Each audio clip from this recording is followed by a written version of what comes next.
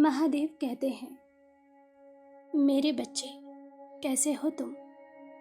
मैं जानता हूँ तुम्हारे मन में अपने प्रेमी को लेकर हजारों प्रश्न हैं। तुम जानना चाहते हो कि जिस व्यक्ति को याद करके तुम एकांत में रोते हो, क्या वह भी तुम्हें याद करता है? क्या तुम्हारे इस रिश्ते का कोई भविष्य है या अब सब कुछ खत्म हो चुका है? मेरे बच्चे, जो व्यक्ति 24 घंटे तुम्हारे मानस में घूमता रहता है, चाह कर भी जिसे तुम भुला नहीं पा रहे हो, तुम्हें क्या लगता है, क्या ये सब एक संयोग है? नहीं, ये संकेत है कि तुम दोनों जन्म जन्मांतर के साथी हो और जो रिश्ता मैंने स्वयं जोड़ा है उसे तुम या तुम्हारा साथी भी चाहकर तोड़ नहीं सकते।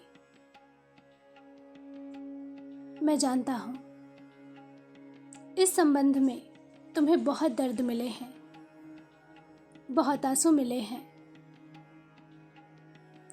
उसने न केवल तुम्हारा दिल दुखाया है बल्कि तुम्हारी आत्मा को तोड़ा है। तुम्हें सबसे अधिक भरोसा अपने प्रेमी पर था, किंतु उसने ही सबसे ज्यादा तुम्हें तकलीफ दी है। कई बार तो तुम्हें इतना अपमानित किया, इतने अपशब्द कहे कि तुम्हें यकीन नहीं होता कि क्या ये वही व्यक्ति है जो अब से कुछ समय पूर्व तुम्हारी एक हाँ पर अपनी जान देने को तैयार था। फिर अचानक वह इतना कैसे बदल गया? क्या तुम्हारे रिश्ते को किसी की बुरी नजर लग गई या किसी ने टोना टोटका या तंत्र मंत्र कर दिया जो वह तुम्हारे आंसू देखकर भी तुम्हें नजरअंदाज करता है? तुम्हारे ना होने का एहसास उसे नहीं होता। उसे कोई फर्क नहीं पड़ता तुम उसकी जिंदगी में हो या नहीं। यहां तक कि जब भी तुम उससे कोई जवाब मांगते हो तो वह मौन हो जाता है और उसकी चुप्पी तुम्हें बहुत तकलीफ देती है। परंतु प्रश्न ये है कि क्या वह तुम्हारे बिना खुश है? तुम्हें लग रहा होगा कि तुम्हारे बिना उसकी जिंदगी बहुत मौज में कट रही है, किंतु सत्य तो ये है कि वह तुमसे ज्यादा दुखी है।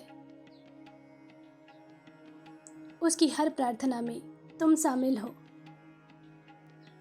हर पल वह तुम्हें याद करता है। वह तुम्हारी आंखों में आंसू नहीं देख सकता। वह सोचता तो है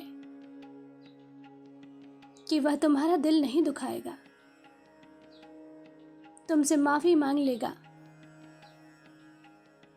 और तुम्हारे साथ जीवन की एक नई शुरुआत करेगा। किंतु फिर परिस्थितियां कुछ ऐसी बन जाती हैं कि वह ना चाहते हुए भी तुमसे 2 कदम दूर चला जाता है।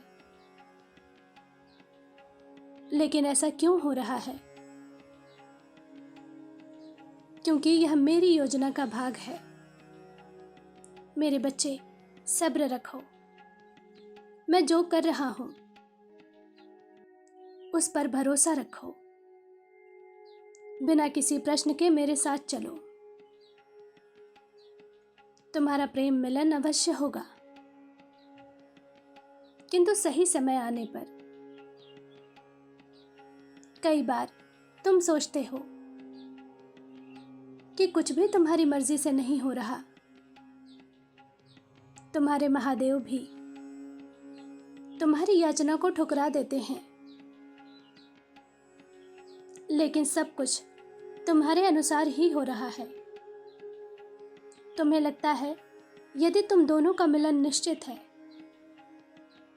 तो इतनी देर, इतना दर्द, इतनी परीक्षा क्यों?